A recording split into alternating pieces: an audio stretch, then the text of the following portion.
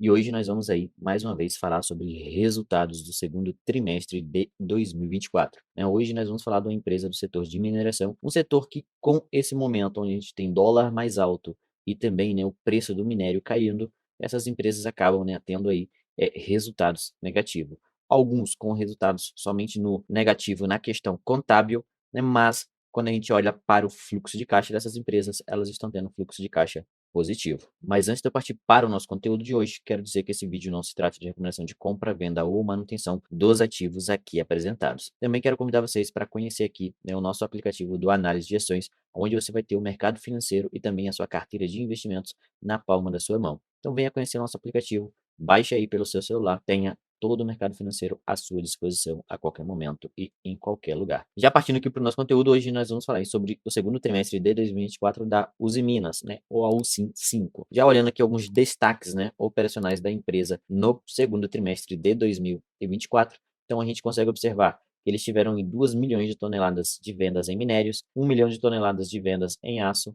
As vendas de aço no mercado interno, né, em comparação com o primeiro trimestre de 2024, cresceram em 6%. O EBITDA ajustado da empresa foi de 247 milhões de reais, uma margem EBITDA ajustada de 4% e uma produção de aço bruto, né, em comparação com o primeiro trimestre de 2024, com um aumento de 17%. O investimento realizado pela empresa no segundo trimestre foi de 231 milhões de reais e ela tem aí atualmente um caixa, né, com fechamento de julho de 2024 de 5,6 bilhões de reais. Então, o caixa bem robusto aí na empresa. E a alavancagem de 0,79 vezes. Já seguindo aqui, a gente consegue ver alguns destaques, né, do consolidado da empresa.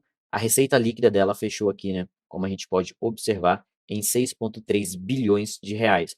Um pequeno aumento aqui em relação ao primeiro trimestre de 2024, mas quando a gente compara com o mesmo período do ano anterior, a gente vê uma queda, né, saindo lá de 6,8 bi para 6,3 bilhões de reais. Ou seja, uma queda de mais ou menos aí 500 milhões de reais na receita líquida da Uzi Minas. Quando a gente olha para o EBITDA ajustado da empresa, em comparação ao segundo trimestre de 2023, a gente tem uma queda saindo de 366 milhões para 247 milhões.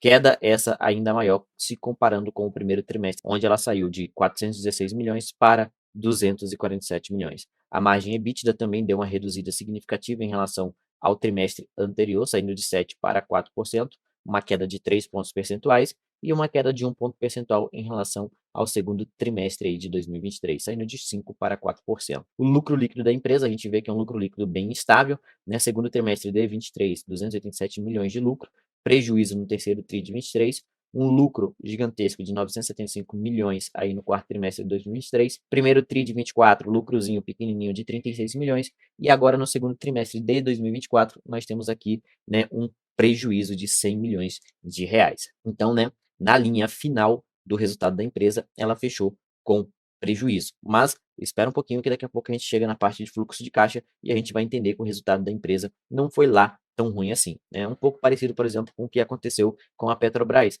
que teve prejuízo na linha final ali da DRE, mas quando a gente olha os itens não recorrentes da empresa, né, considerando principalmente a questão da variação cambial, a gente vê a empresa com fluxo de caixa positivo. Aqui a gente consegue ver, né, a variação de capital de giro e fluxo de caixa.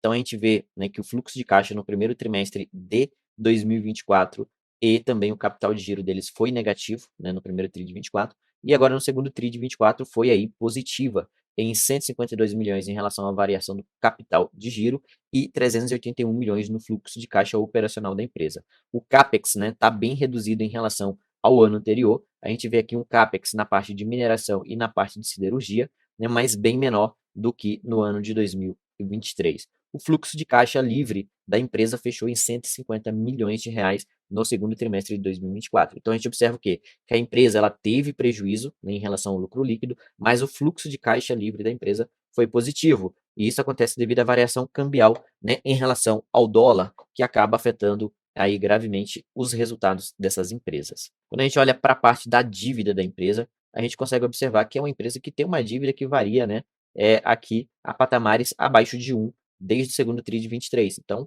é uma dívida super controlada. É claro que deu um aumento, quando a gente compara com o segundo tri de 23, a gente vê aqui, né, saindo de 0,38 vezes para 0,79 vezes. Então, a empresa vem se endividando mais. Inclusive, nesse período aqui do terceiro TRI de 23 ao primeiro TRI de 2024, a gente vê, né, aqui um endividamento abaixo de 0,25 vezes. Isso quando a gente faz, né, a comparação de dívida líquida por EBITDA. Então, a gente vê aqui uma gestão, né, de dívida muito interessante. Outro ponto positivo que a gente vê aqui é que a empresa tem um caixa robusto, né? Essa parte de baixo aqui é o caixa dela, que lá no segundo TRI de 23 era de 4,9 bilhões de reais, e agora no segundo TRI de 24 é de 5,6 bilhões de reais. E a dívida da empresa está aqui, né, no patamar de 6,6 bilhões de reais aí no segundo trimestre de 2024. Cresceu também. Só que quando a gente compara com caixa, né, a gente vê aqui que eles têm uma dívida líquida de 1 bilhão de reais. Então, a dívida líquida aí relativamente tranquila para o EBITDA que a empresa gera. Aqui eles trazem, né, o período de amortização, eles têm 4,1 bilhões de reais para serem amortizados em 2026, mas é bem provável que isso aqui eles vá, né, aí rolar para o longo prazo. Então, a princípio, boa parte da dívida, né, deve ser quitada aí até 2026. A duração de dívida em reais é de 45 meses e a duração da dívida em dólar é de 23 meses. Então, boa parte dessa dívida para o curto prazo aqui é aí em dólar, né? Como a gente pode observar aqui na legenda, né, que o verdinho claro é dívida em dólar. E isso acaba afetando o quê?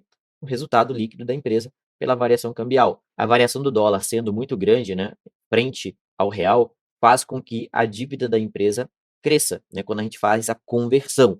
Então isso acaba afetando aí, né, de forma contábil o resultado da empresa. Vindo aqui para o site análise de ações, a gente consegue observar que a empresa nos últimos 12 meses, né, está caindo aí 5,73%. E no último mês ela caiu aí 25,46%, sendo negociada aí a R$ 6,09. A gente vê que a empresa basicamente está andando de lado, né? Porque se a gente traçar uma linha aqui, ó, nesse período de 2011, né, até agora o período de 2024, em todo esse período a empresa está andando, né, ali com a cotação entre 5 e 10 reais. Houve um momento aqui onde ela estava acima, né, mas a princípio ela anda de lado aqui entre 5 e 10 reais. Então é uma empresa que vem aí, em relação à cotação, andando, né, no mesmo patamar há algum tempo. Descendo mais um pouco, a gente vai ver que é uma empresa que paga dividendos, né? Pelo menos desde 2018 vem pagando os dividendos de forma recorrente. É claro que tem momentos que ela paga muito mais, como 21 e 22, mas e agora, né, em 23 e 24 já pagou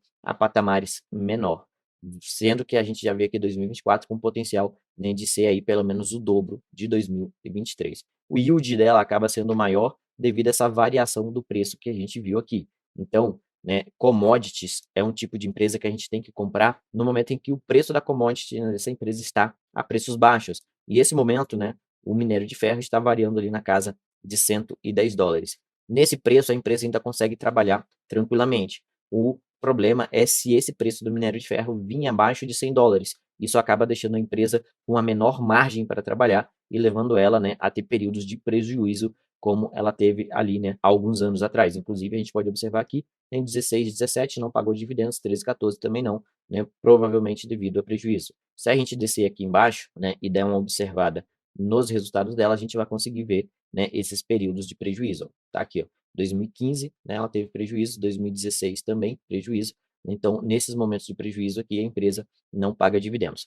E nesses momentos, se a gente for verificar, o preço do minério de ferro estaria ali em um patamar onde a empresa ficaria, né, com uma margem líquida muito apertada para conseguir manter os custos de produção e ainda obter lucro, né, o que não é possível quando o minério de ferro está em um patamar muito abaixo de 100. A Uzi Minas aí é uma empresa com dívida controlada, um caixa robusto, tem essa dependência da questão da variação cambial, né, para ter o resultado positivo e também, né, para a questão do controle da dívida. Além disso, como, né, trabalha-se com minério de ferro, ela acaba ficando suscetível à variação de preço deste produto, né, dessa commodity pelo mercado, aonde essa commodity ficando abaixo do preço de 100 dólares torna, né, a atuação da empresa um pouco mais arriscada, né, já que nesse momento ela provavelmente vai dar prejuízo.